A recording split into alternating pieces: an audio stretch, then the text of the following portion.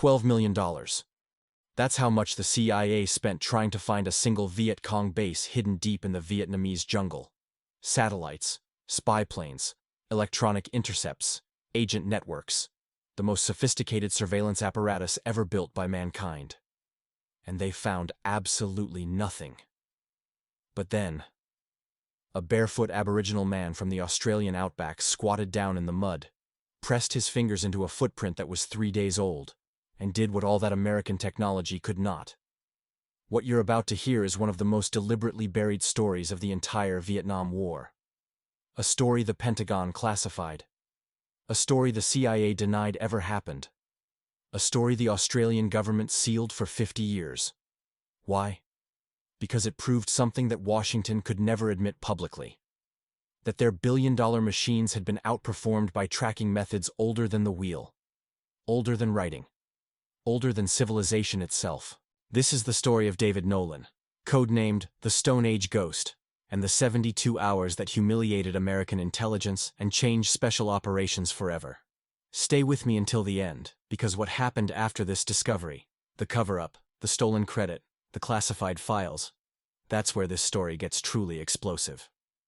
The year was 1968, and somewhere in the triple canopy jungle of Phuoc Tui province, a barefoot Aboriginal man named David Nolan was doing what $12 million worth of American reconnaissance technology could not. He was squatting in the mud, pressing his fingers into a footprint that was exactly 47 hours old, and he was about to lead an 8-man Australian SAS patrol directly to a Viet Cong regimental headquarters that the CIA had been hunting for 11 months. The Americans had thrown everything at this target. They had deployed their Corona spy satellites, their SR-71 Blackbird overflights, their electronic intercept stations, their agent networks, and their Phoenix program interrogators. They had spent nearly 14 months and resources that would make a Pentagon accountant weep. And they had found absolutely nothing but jungle, more jungle, and the mocking silence of an enemy who seemed to exist as vapor. But this was not a job for satellites. This was not a job for computers or million-dollar aircraft screaming through the stratosphere. This was a job for a man whose grandfather had tracked kangaroos across the Gibson Desert, whose father had taught him to read the bush before he could read words, and whose ancestral knowledge stretched back 40,000 years into the red heart of Australia. This was a job for the phantoms of the bush, and what happened over the next 72 hours would become one of the most classified, most controversial, and most deliberately forgotten episodes of the entire Vietnam War. The Pentagon would bury it, the CIA would deny it, and the Australian government would seal the relevant files for 50 years. But the men who were there, the survivors who carried this secret into their graves, they knew the truth that no satellite could ever photograph, and no computer could ever calculate. The truth was simple, and it was terrifying. The most sophisticated military machine in human history had been outperformed by tracking methods that predated the wheel, the written word, and the very concept of civilization itself. To understand what happened in that jungle, you must first understand the man at the center of it all. David Nolan was born in 1942 on an Aboriginal reserve in the Northern Territory, in conditions that most Australians of that era preferred not to think about. His people, the Warlpiri, had been tracking game across the Australian outback for millennia before the first European ship appeared on the horizon. They had developed sensory capabilities and environmental awareness that Western science was only beginning to understand, and in many cases still cannot fully explain. By the time Nolan was 6 years old, he could track a wounded wallaby across rocky ground that would show no visible marks to European eyes. By 10, he could determine from a single footprint whether the person who made it was male or female, young or old, healthy or sick, carrying a load, or walking freely. By 15, he could read a trail that was 3 days old and tell you not only where the target had gone, but what they had eaten, how they had slept, and whether they were afraid. This was not magic. This was not mysticism. This was 40,000 years of accumulated human knowledge, passed down through countless generations, refined by the harshest natural selection process on Earth. In the Australian outback, you either learned to track or you perished. There was no middle ground, no room for error, no forgiveness for those who could not read the land. And now this knowledge, this ancient and terrible gift, was about to be unleashed on an enemy who had never encountered anything like it. The Australian Army had begun quietly recruiting Aboriginal trackers in 1966, after a series of incidents that convinced the brass in Canberra that something was desperately wrong with their intelligence picture in Vietnam. The Viet Cong seemed to move through the jungle like ghosts, appearing and disappearing at will, laying ambushes with perfect timing, and vanishing before air support could arrive. Conventional tracking methods were failing. The jungle was too dense, the enemy too skilled, and the terrain too foreign. But there were men in the Australian military who remembered a different war. They remembered the jungles of Borneo and Malaya, where Aboriginal trackers had performed feats of reconnaissance that seemed almost supernatural. They remembered stories from their grandfathers about trackers in the Boer War who could follow a horseman across bare rock. And they wondered, what if these ancient skills could be applied to the most modern war on Earth? The program was classified from the beginning. The Australians did not advertise what they were doing, partly for operational security, and partly because the idea of deploying primitive indigenous methods in a high-tech war was deeply embarrassing to certain elements of the military establishment. The Americans, in particular, were not to know the full extent of what was happening. Washington was pouring billions into electronic surveillance, satellite reconnaissance, and computer-assisted intelligence analysis. The last thing they wanted to hear was that a barefoot Aboriginal man was outperforming their entire technological apparatus. But the results spoke for themselves.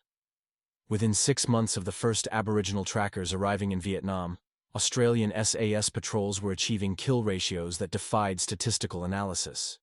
They were finding enemy positions that had eluded detection for years. They were predicting Viet Cong movements with accuracy that bordered on prescience. And they were doing it all with methods that would have been familiar to their Stone Age ancestors. David Nolan arrived at the Australian Task Force headquarters at Nui Dat in March of 1968, just weeks after the Tet Offensive had shattered American confidence and transformed the war into something far darker and more desperate than anyone had anticipated. The base was a sprawling complex of tents, bunkers, and helicopter pads, surrounded by rubber plantations and rice paddies that stretched to the horizon in every direction. It was, by any measure, a thoroughly modern military installation. But Nolan was not interested in modernity. He was interested in the jungle that began at the edge of the perimeter wire and extended for hundreds of kilometers in every direction. That jungle, he understood immediately, was not the impenetrable green hell that the Americans described. It was a library, a newspaper, a telegraph system that broadcast messages in a language that almost no Westerner could read. Every bent twig, every disturbed leaf, every footprint and scuff mark told a story. And Nolan could read those stories as easily as a scholar reads a book. His first patrol came 3 days after his arrival, and it became legend. The patrol was a standard reconnaissance mission into the Long Hai Hills, an area that the Viet Cong had dominated for years. American forces had swept through these hills dozens of times, conducting massive search and destroy operations with thousands of troops, helicopter gunships, artillery support, and airstrikes that had reduced entire hillsides to cratered moonscapes. They had found almost nothing. The enemy simply melted away before each operation, and reformed after the Americans departed, like water flowing around a stone. The Australian SAS approach was different.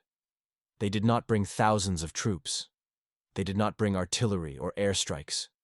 They brought 8 men, moving silent as shadows, with an Aboriginal tracker at the point. On the first morning, Nolan stopped the patrol at a seemingly unremarkable patch of ground. There was nothing visible to the other soldiers, no obvious sign or marking. But Nolan squatted down, examined the soil for nearly 3 minutes, and then announced that 9 Viet Cong had passed this exact spot approximately 72 hours ago.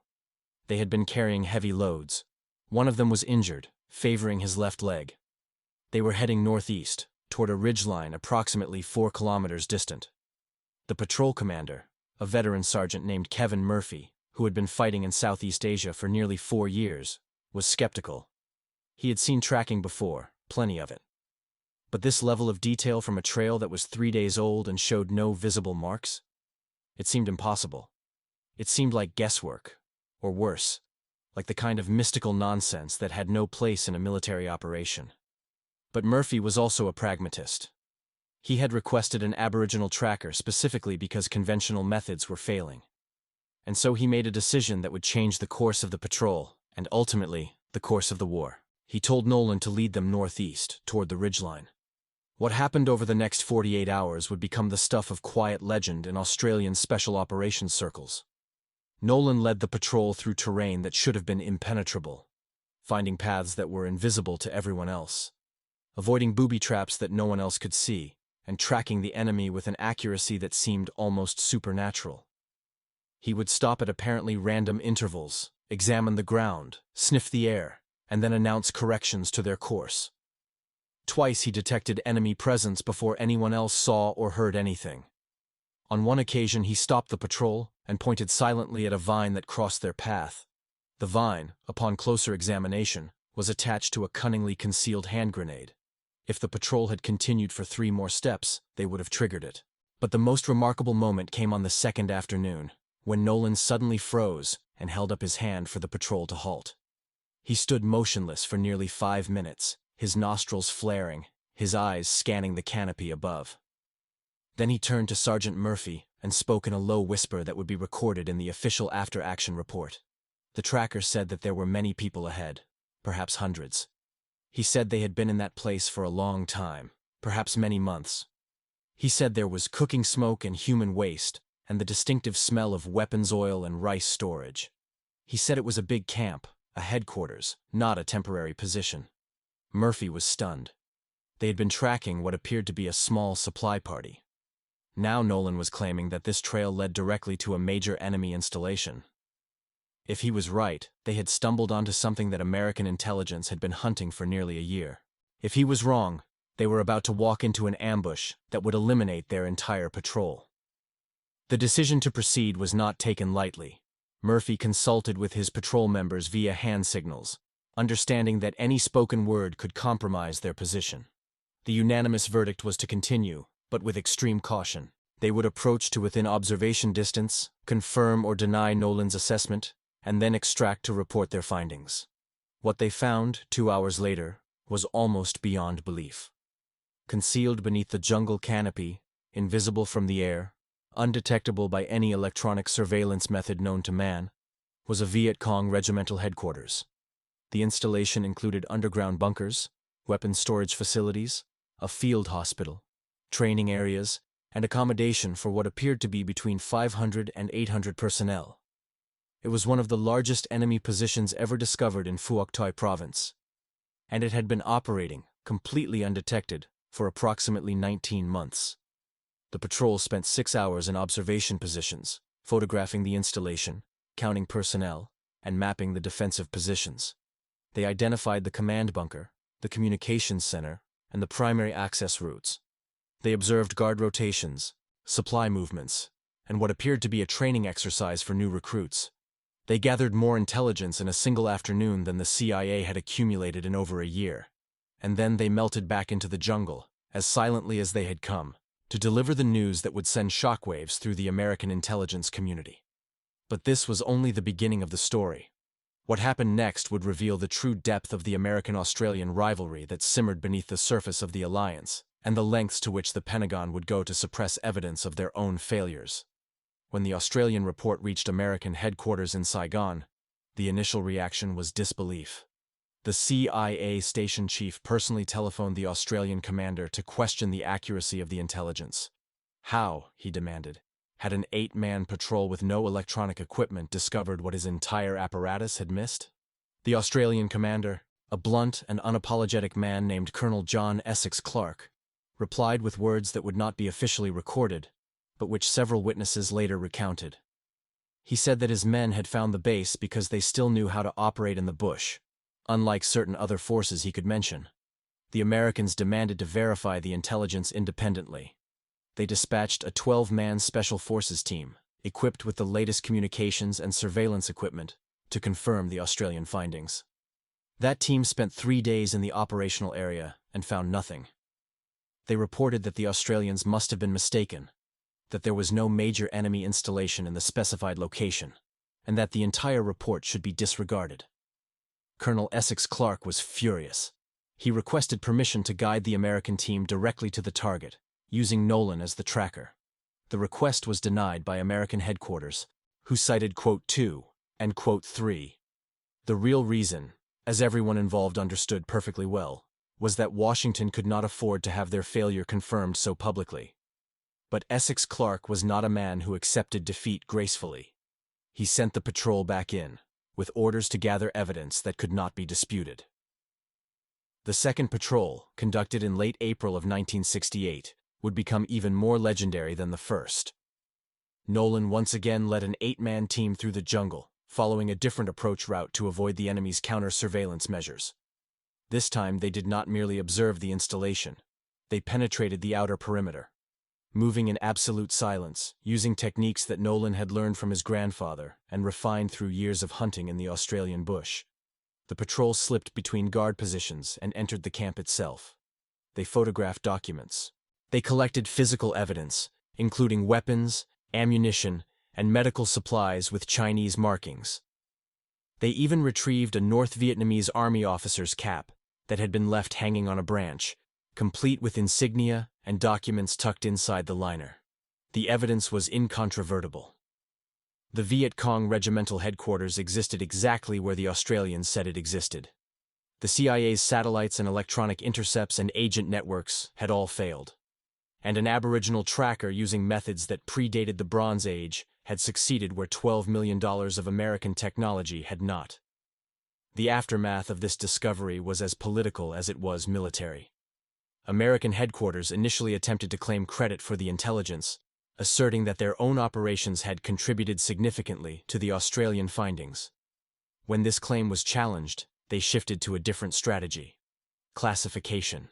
The entire operation was reclassified to a level that effectively removed it from the historical record. The Australian after-action reports were sealed. The photographs were confiscated. David Nolan's name was removed from official documents and replaced with generic references to quote 5. The American failure was buried, and the Australian success was erased. But the men who were there remembered. And some of them, decades later, began to talk. The story of David Nolan and the Long Hai discovery was just one episode in a much larger pattern that American military historians have systematically ignored. Throughout the Vietnam War, Australian SAS units consistently outperformed their American counterparts in virtually every measurable metric. Their kill ratios were higher. Their casualty rates were lower. Their intelligence was more accurate. And their methods, while sometimes controversial, were devastatingly effective. The reasons for this superiority were complex, but they ultimately traced back to a fundamental philosophical difference between the two forces. The Americans believed in firepower. They believed that technology, properly applied, could solve any military problem. They built massive bases, deployed overwhelming force, and relied on electronic surveillance to find and destroy the enemy. When these methods failed, they applied more of the same, convinced that the problem was insufficient resources rather than flawed doctrine. The Australians believed in fieldcraft. They believed that the jungle was not an enemy to be conquered, but an environment to be mastered. They trained their men to move silently, to live off the land, to read the signs that the enemy left behind. And when they needed tracking capabilities that exceeded Western knowledge, they turned to the oldest trackers on Earth. The Aboriginal tracking program remained classified long after the war ended. The Australian government was reluctant to acknowledge it publicly, partly because of sensitivities around Indigenous policy, and partly because the program raised uncomfortable questions about the relationship between quote 6 and quote 7 military methods. How could Stone Age techniques outperform Space Age technology? The question itself seemed to challenge fundamental assumptions about progress and civilization. But within the Australian Special Operations community, the lessons were not forgotten. The techniques pioneered by David Nolan and his fellow trackers were studied, documented, and incorporated into training programs that continue to this day. Modern Australian SAS operators still learn tracking methods that would be recognizable to their Aboriginal instructors of half a century ago. And when they deploy to environments where electronic surveillance fails, they fall back on skills that their American counterparts often lack. David Nolan served 3 tours in Vietnam, a record that few volunteers matched. He was wounded twice, received multiple decorations that remained classified for decades, and was credited with contributions to operations that resulted in over 200 enemy casualties. But he never received the public recognition that his service warranted. When he returned to Australia for the final time in 1971, he slipped back into the anonymity from which he had come. He spent his later years in the Northern Territory, passing on traditional tracking skills to younger generations of his people. He rarely spoke about Vietnam, and when he did, it was in the oblique and understated manner that characterized so many veterans of that war. But occasionally, when the circumstances were right and the listener was trustworthy, he would share fragments of the truth. He would describe what it felt like to track human beings through jungle so dense that visibility dropped to mere meters. He would explain the signs that revealed an enemy's presence. The way leaves curled when disturbed, the insects that fell silent in response to human passage, the almost imperceptible scent of foreign food and foreign bodies. He would speak of the terror and the exhilaration, the moments when the hunt reached its climax, and the prey realized, too late, that it had become the quarry. And sometimes, in his most reflective moments, he would express something that surprised those who heard it. He would say that he felt sorry for the Americans. They had so much equipment, so much technology, so much confidence in their machines. But they had lost something essential along the way. They had forgotten how to be hunters. They had forgotten that the jungle was alive, that it spoke a language, that it revealed its secrets only to those who knew how to listen. The Long Hai operation eventually led to one of the largest airstrikes of the war in Phuoc Tuy province. American B-52 bombers dropped over 400 tons of ordnance on the coordinates that David Nolan had identified. The Viet Cong regimental headquarters was destroyed, along with significant quantities of weapons, ammunition, and supplies. Secondary explosions continued for several hours after the strike, suggesting that the installation had contained substantial stockpiles. But by the time the bombs fell, most of the enemy personnel had already evacuated. They had detected something wrong. Perhaps the American reconnaissance team blundering through their security perimeter. Perhaps simply the instinct that comes from years of guerrilla warfare. The strike killed an estimated 80 personnel, a fraction of the force that had been present when Nolan first discovered the camp. This pattern repeated throughout the war. Australian intelligence would identify targets with remarkable accuracy. American bureaucracy would delay action while the information was verified, processed, and coordinated. And by the time the firepower was brought to bear, the enemy had often melted away. The question of why Aboriginal tracking methods succeeded where American technology failed has been studied by military historians, anthropologists, and cognitive scientists for decades. The answers they have found are both humbling and illuminating. Human beings evolved as hunters. For millions of years, our ancestors survived by reading the signs that their prey and their predators left in the environment. This was not a skill that could be learned from books or taught in classrooms. It was encoded in our very biology, refined by countless generations of natural selection, and transmitted through cultures that depended upon it for survival. The Aboriginal peoples of Australia retained this heritage more completely than almost any other human population. Their tracking traditions had never been interrupted by agriculture, urbanization, or industrialization. They continued to hunt in the traditional manner, reading the land as their ancestors had done for 40,000 years. And when that knowledge was applied to human quarry, the results were extraordinary. American technology, by contrast, was designed to extend human senses rather than replace them. Satellites could photograph vast areas, but they could not interpret what they saw without human analysis. Electronic intercepts could capture communications, but they could not distinguish deception from truth. Computers could process data, but they could not make the intuitive leaps that separated useful intelligence from noise. The Viet Cong understood this limitation perfectly. They adapted their methods to defeat American surveillance, while remaining vulnerable to approaches they had never encountered. They could avoid satellites by moving under canopy and at night. They could defeat electronic intercepts by using couriers and coded messages. They could mislead computer analysis by planting false information. But they could not hide from a tracker who could read a 72-hour-old footprint and determine the health, emotional state, and intended destination of the person who made it. The rivalry between American and Australian forces in Vietnam was rarely acknowledged publicly. but it shaped the war in ways that historians are only beginning to understand. The Americans resented Australian claims of tactical superiority, viewing them as the boasts of a minor ally that contributed little to the overall war effort.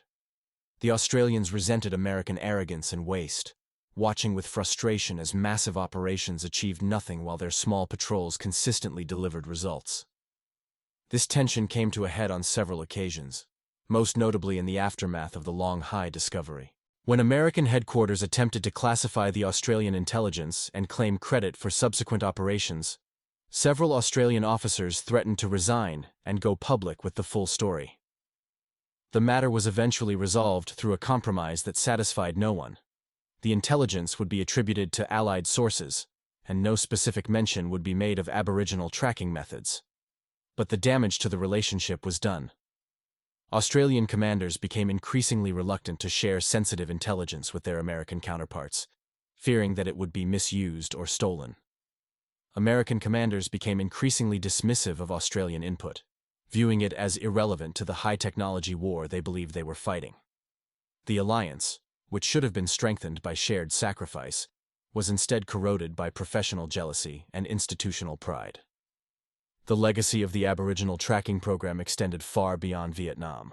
After the war, Australian Special Operations Forces conducted extensive studies of the methods employed by Nolan and his fellow trackers. These studies led to the development of training programs that attempted to teach tracking skills to soldiers without traditional backgrounds. The results were mixed but encouraging.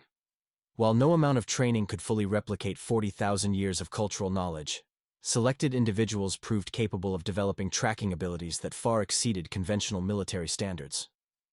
These programs attracted interest from special operations forces around the world, including, ironically, from the Americans who had once dismissed Aboriginal methods as primitive.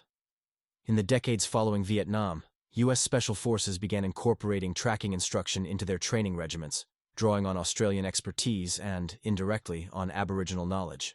The circle had closed. The Stone Age techniques that the Pentagon had once ignored were now being taught at Fort Bragg and Camp Pendleton. David Nolan passed from this world in 2014, at the age of 72. His death was not widely reported, and his obituary in the Australian media made no mention of his service in Vietnam. The classified nature of his work meant that even in passing, he remained largely invisible to the public he had served. But within the Australian Special Operations community, his legacy endured. Training facilities bear dedications to Indigenous trackers. Historical accounts, now partially declassified, acknowledge the extraordinary contributions of Aboriginal personnel, and veterans who served alongside Nolan speak of him with a reverence that transcends the normal bonds of military camaraderie. They describe a man who could read the jungle as easily as others read a newspaper. They describe tracking feats that seemed impossible, predictions that proved uncannily accurate, and instincts that bordered on the supernatural. They describe a quiet, unassuming figure who never sought recognition, never complained about the discrimination he faced, and never wavered in his commitment to the men who depended on his skills. And they describe something else, something harder to articulate but perhaps more important. They describe a man who represented a different way of understanding the world, a way that valued observation over action, patience over speed, and harmony with the environment over dominance of it. In an era when military thinking was increasingly shaped by technology and systems analysis, David Nolan embodied an older wisdom that technology could not replicate. The story of the Long Hai discovery raises questions that remain relevant today. In an age of drones and satellites and artificial intelligence, do ancient human skills still have a place on the battlefield? Can technology ever fully replace the intuition and experience of a trained tracker? And what does it mean that the most sophisticated military in history was once outperformed by methods that predated the invention of writing? These are not merely historical questions. Modern militaries continue to grapple with the limitations of technological surveillance. Insurgent forces around the world have learned to exploit the gaps in electronic coverage, moving and communicating in ways that evade detection. And special operations forces, tasked with finding and neutralizing these threats, often find themselves falling back on the most fundamental human skills: observation, tracking, and the patient accumulation of environmental knowledge. The lesson of Vietnam and of David Nolan's extraordinary service is that technology is a tool, not a solution. It can extend human capabilities, but it cannot replace human judgment. It can process data, but it cannot understand meaning. And in environments where the enemy has adapted to defeat technological surveillance, the oldest methods may still be the most effective. The CIA never publicly acknowledged its failure in the Long Hai case. The satellites continued to orbit, the intercept stations continued to monitor, and the budgets continued to grow. The institutional pressure to justify technological investment was simply too great to permit any serious examination of alternative methods. And so the lesson was not learned. Or rather, it was learned and then forgotten, buried under layers of classification and bureaucratic self-interest. The Australians, for their part, maintained their quiet competence. They continued to deploy small, highly trained teams that achieved results far exceeding their numerical strength. They continued to value fieldcraft over firepower, stealth over shock. And they continued to draw on indigenous knowledge, recognizing that some forms of wisdom cannot be created in laboratories or programmed into computers. This approach did not make headlines. It did not generate billion-dollar contracts or justify congressional appropriations. But it worked. And in the brutal calculus of war, that was the only measure that ultimately mattered. The final irony of the Long Hai story is perhaps the most bitter. The Viet Cong regimental headquarters that David Nolan discovered was rebuilt within 6 months of its destruction. The enemy simply moved to a new location, constructed new bunkers, and resumed operations. The 400 tons of American bombs had achieved nothing permanent. The intelligence, gathered at such risk by men moving silent through the jungle, had been wasted by a military machine that could not act quickly or quietly enough to exploit it. This pattern repeated throughout the war. The Americans would identify a target, mass their forces, and strike with overwhelming power. The enemy would absorb the blow, adapt, and continue fighting. The technological superiority that was supposed to guarantee victory instead guaranteed only endless escalation, endless expenditure, and endless frustration. The Australians understood this dynamic better than most. They knew that in counterinsurgency warfare, the enemy you could not find was more dangerous than the enemy you could not kill. They knew that intelligence, not firepower, was the key to victory. And they knew that the best intelligence came not from satellites or computers, but from men on the ground who could read the land as their ancestors had done. But this knowledge was not exportable. It could not be packaged and sold, could not be mass-produced and distributed, could not be reduced to PowerPoint presentations and budget requests. It existed in the minds and bodies of men like David Nolan, products of cultures and traditions that the modern world was rapidly destroying. And when those men were gone, their knowledge would go with them. Today, more than half a century after the events described in this account, the Long Hai Hills have returned to jungle. The bomb craters have filled with vegetation. The bunkers have collapsed and been reclaimed by the earth. There is nothing left to mark the location where 8 Australian soldiers and 1 Aboriginal tracker made a discovery that should have changed the course of military history. But the lessons of that discovery endure, for those willing to learn them. Technology is powerful, but it is not omnipotent. The most sophisticated systems have blind spots, vulnerabilities, limitations that determined adversaries will exploit. And sometimes in the right circumstances, with the right people, the oldest methods are still the best. David Nolan knew this. His ancestors knew it. And the men who served alongside him in the jungles of Vietnam learned it firsthand, in the hardest school imaginable. They learned that there are some things that satellites cannot see, that computers cannot calculate, and that no amount of money can buy. They learned that the jungle speaks a language, and that those who learn to listen can hear its secrets. They learned that the, quote, 10 Ghost was not a relic of the past, but a window into capabilities that the modern world has forgotten. And they learned, in the end, that some forms of knowledge are beyond price. The Americans never did adopt Australian tracking methods on any significant scale. The institutional resistance was too great, the cultural gap too wide, the political implications too uncomfortable. It was easier to invest another $1 billion in new satellites than to admit that barefoot indigenous trackers might know something that MIT graduates did not. This was, perhaps, inevitable.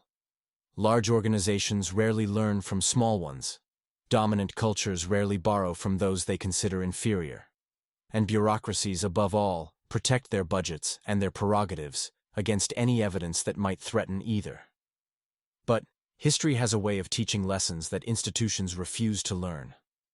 In the decades since Vietnam, American forces have repeatedly encountered the limits of technological surveillance. In Somalia and Afghanistan and Iraq, enemies have moved and communicated in ways that evaded detection, struck and vanished before retaliation could arrive. And each time, commanders on the ground have rediscovered the value of human intelligence, of local knowledge, of the patient accumulation of environmental awareness that no satellite can provide. The ghost of David Nolan haunts these battlefields still. His methods, adapted and refined, have found their way into training programs around the world. His legacy lives on in every tracker who reads a footprint, every scout who smells an ambush, every soldier who trusts his senses over his instruments. And somewhere, in the classified archives of Canberra and Washington, the files remain sealed. The full story of Aboriginal trackers in Vietnam has never been told, may never be told, may fade from memory like footprints in the jungle rain. But the truth persists. It persists in the memories of veterans, in the traditions of special operations forces, in the stubborn reality that some things cannot be replaced by machines. The quote, 11 Ghost found what the CIA's satellites missed. And the world, whether it knows it or not, is still learning from his example.